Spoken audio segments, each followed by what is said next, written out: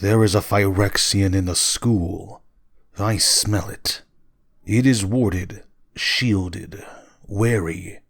Its smell is faint and diffuse, but it is here. A Phyrexian in Tolaria. Time Streams, Chapter 5. After the loss of his longtime traveling companion, Urza's mind regained some semblance of sanity once again. Though not truly mended, the Planeswalker was able to focus more clearly on the task before him. Yawgmoth was going to invade Dominaria. This he knew without a shadow of a doubt. Urza could no longer afford to travel aimlessly, waiting for an attack. The time had come to truly begin planning to defeat his hated foe, to strike back against Yawgmoth and his world of horrors. To that end, Urza decided that the very target of Phyrexia's invasion would be the staging ground of his counter-offensive. He would turn the world of Dominaria into a veritable fortress and utterly repel everything Yawgmoth sent his way. From around the globe, Urza called to himself experts in a wide variety of fields: mathematics, biology, artifice, and magic, both experienced scholars and promising students. He would create an institute for research, a facility that served both as a school and as a laboratory for his magical experiments. Urza placed this academy, the Tolarian Academy, on the Isle of Tolaria, west of Jamura. Here he would help turn promising wizards into master sorcerers, but Urza was also conducting research, looking for any edge over his hated foes. This school would go on to be the most important institute on the plane, with several branch locations stationed across the world. Many famous individuals from Dominarian history would find their origins in the academy, and millennia after its founding, Urza's school would be known as the center of learning and magic on Dominaria. While he was the founder of the academy, Urza was not always present. The Planeswalker appointed his co-founder Barin, himself a talented mage, as headmaster, so that the institute could continue to function well, even without Urza's direct oversight. In time, Barin's wife Rain would also assist in administrative duties, ensuring that the school was never left without a leader. In what may have been a vain attempt to undo the mistakes of the past, Urza continued to experiment with the possibilities of time travel. He would conduct hundreds of experiments, each ending in destructive failure, as no material he tried could pass through his temporal aperture without being destroyed. While he was able to view the distant past to some extent, even being able to glean facts about Yawgmoth's initial banishment from Dominaria, Urza was unable to interact with or change the past, a fact that gave him no small amount of conniptions.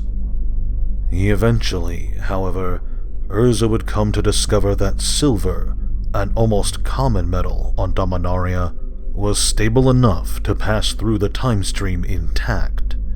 Urza and Barin immediately began constructing both a proper time machine, as well as a drone made of silver, a golem that could perform reconnaissance missions into the past for them. Urza believed it would be important for this golem to be able to make its own decisions, to have true sentience should the need arise, and so he took Zancha's heartstone and implanted it into the silver golem, gifting it with life and a mind of its own. The drone was not immediately sent out on temporal reconnaissance, however. After some brief tests, the golem was handed over to Teferi, a young and gifted, though insufferable, student at the academy. Urza hoped that the golem would learn about the world and the value of life, maturing into a being that would make the morally correct decisions should the time come. Teferi, as it turned out, was not the right choice for guiding the golem. He had a dismissive and cruel opinion of the machine, often bullying it with names like Artie Shovelhead. It was frequently the target of Teferi's mischief and pranks, which were eventually put to a stop by a senior student, Joyra. Joyra took the golem away from Teferi and gave it a real name, Karn, the ancient Thran word for mighty. Together with Joyra, Karn could truly begin to learn about the world and grow as a person. As he learned, Karn would also be involved in small time travel experiments, nothing too strenuous, but enough for Urza to begin to learn the specifics of how temporal travel worked. For the golem, who had come to enjoy its schedule, life was peaceful. Unfortunately, tragedy was right around the corner. Unbeknownst to others at the academy, Joyra had discovered a man washed up on the beach one day, a man by the name of Carrick. Joyra had quickly fallen in love with Carrick and took to visiting him frequently. Karn would eventually stumble upon the pair, but would promise to keep Carrick's existence a secret, out of obligation to his friendship with Joyra. Eventually, however, Urza's time travel experiments would result in Karn coming to learn that Carrick was, in fact, a Phyrexian sleeper agent, planning with others of his kind to attack the Academy. He returned to the present in an attempt to warn everyone, but it was too late. The attack had already occurred, with countless staff and students being slaughtered. Urza and Karn decided to weigh the risks and use the already stressed time machine to attempt to prevent the attack. In the past, Karn was able to capture Carrick, but something went wrong. The golem was pulled back to the present as the time machine overloaded. Temporal energies washed over the island, and a great explosion occurred. Thinking quickly, Urza was able to save a handful of students and staff by petrifying them and planeswalking away, leaving Tolaria to its destruction. It would be 10 years before Urza, Barin, and Karn would return to the Academy ruins, marveling at what they discovered there. Not only was Joyra alive, but the island was covered in time bubbles, inside which time flowed at different rates. Some even contained students and faculty trapped within, such as Teferi. Urza would rebuild the Academy, more prestigious than it was before, and design suits that would allow his faculty to interact with the temporal rifts. Years of experiments and work could be completed in just a few short hours thanks to these bubbles, and Urza was able to use water harvested from these bubbles to make a sort of immortality potion, which could greatly increase the lifespan of his otherwise mortal, promising students.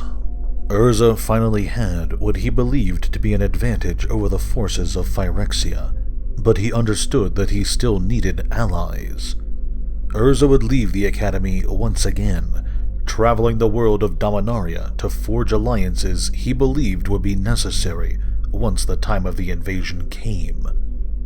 Over the course of several years, Urza traveled the world, laying down the foundations of a project he believed would be instrumental in defeating Yawgmoth. This journey would eventually bring him to the forests of Yavimaya. The Planeswalker knew all too well that the inhabitants of the forest still harbored a grudge against him for the destruction of Argoth and the death of Titania, but he would still attempt to make amends. Multani, the Morrow sorcerer and ruler of Yavimaya, initially pretended to welcome Urza to the forest, but soon revealed his true colors. Urza was trapped within an ancient Magnagoth tree and tortured, forced to relive all the pain suffered by Titania during the Brothers' War. Unable to escape with magic due to the agony, Urza would not be freed until Barin activated an emergency artifact, a recall beacon that summoned the Planeswalker to the Academy, Urza, alongside Multani and the forces of Yavimaya, were pulled back to Tolaria in time to defend the Academy from yet another attack by Carrick, who had amassed a force to assault Urza's school once again. Multani, witnessing the evils of Phyrexia, agreed to put the past behind him and joined in on Urza's war effort. In doing so, he provided Urza with what may very well have been the centerpiece of Urza's defensive plan for Dominaria. Urza was gifted the Weather Seed, a seed from the oldest tree in Yavimaya, and took this to help construct a vessel that would serve as the flagship of Dominaria's armies. Built from a combination of Thran metal and wood from the Weather Seed, this ship, the sky ship Weatherlight, would be a shining beacon of hope for the world. With the greatest weaponry and the most skilled crew, Urza intended the Weatherlight to be the centerpiece of what would later be known as the Legacy, but it was missing one vital component: its power source. Urza, alongside a handful of allies, would depart to Sarah's realm, a plane he knew was under assault from Phyrexia. Sarah, having departed some time ago, left her Archangel Radiant to defend the world. In her rage and paranoia, Radiant would herself become a tool of Phyrexia, purging innocence in her efforts to cleanse the world. It was here, in Sarah's realm, that the Weatherlight would experience its maiden voyage. The vessel was captained by Joyra and crewed by Karn, as well as several humans, Viashino, and goblins. Outfitted with devastating weaponry and an army of artifice, even dragons from the nation of Shiv, the first plane shift of the Weatherlight was also its first rescue mission. Urza pleaded with Radiant to end her madness and to return with him to Dominaria, but battle was inevitable.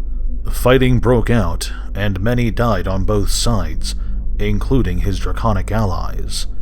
Using the Weatherlight, Urza was able to save many inhabitants of the world, moving them to Dominaria. But Sarah's realm could not be saved itself, and Urza had no intention to try. After a battle against Radiant that nearly cost him his life, Urza would take the energies of Sarah's realm and collapse them into a tiny point, creating the perfect Power Stone core to fuel the Weatherlight. With the perfect vessel finally constructed, Urza set out to breed the perfect human to pilot it. Thus began the Bloodlines project, a eugenics program that saw Urza carefully selecting individuals from across Dominaria to interbreed, hoping to create the perfect specimens for his fight against Phyrexia. While the Bloodlines project would hopefully give Urza his champions, he also saw the need of an army, and so he began work on a race of genetically modified warriors. Bred for nothing but war, Urza intended for them to be the first line of defense for Dominaria. These warriors, his Metathran, would be carefully grown and stored away until they were needed. As Urza worked relentlessly on his defense plans, time marched ever forward. He knew, even as his great works neared completion, that they may not be enough. Pieces fell into place, and schemes centuries in the making were now coming to fruition. Regardless of whether or not Urza was truly prepared, the Phyrexian invasion was looming on the horizon, and the fate of Dominaria lay in his hands.